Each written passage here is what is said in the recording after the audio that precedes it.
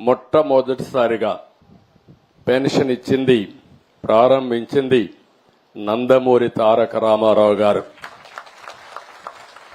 ఆ రోజు ఆయన ఇచ్చింది 35 రూపాయలు. అప్పట్లో 35 రూపాయలు ఒక కుటుంబానికి పెద్ద వెసులుబాటు. అక్కడి నుంచి మేము తర్వాత నేను వస్తానని 94-95లో 75 రూపాయలు చేశాను. ఆ తర్వాత 2014 వరకు ఆ 75 రూపాయలు 200 రూపాయలు అయింది. నేను వచ్చిన వెంటనే 200 రూపాయల్ని 1000 రూపాయలు చేశాను. మళ్లీ 200 రూపాయల్ని 2000 చేశాను.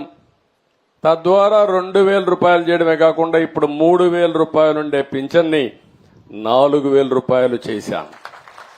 అంటే మీరు గుర్తుపెట్టుకోవాల్సింది మొత్తం 2875 రూపాయలు తెలుగుదేశం పార్టీ పెంచింది. అందులో మీరు నన్ను గౌరవించారు, ఆదరించారు. 2070 దగ్గర 75 రూపాయలు తీసేసి 2875 రూపాయలు 75 రూపాయలు తీసేస్తే 2800 రూపాయలు దగ్గర 35 రూపాయలు తీసేయాలి. 2840 రూపాయలు నేను ఇచ్చాను. అంటే ఈ పేదవాళ్లకు మీకు వచ్చే పింఛను నేను పింఛన పింఛనే అని చెప్పడానికి నేను గర్వపడుతున్నానని చెప్పి కూడా నేను మీకు తెలియజేస్తున్నా. ఇంకొక పక్కన మీరు ఒక్కసారి ఆలోచిస్తే ఈరోజు మనం ఇచ్చే పింఛన్లు ఒక చరిత్ర.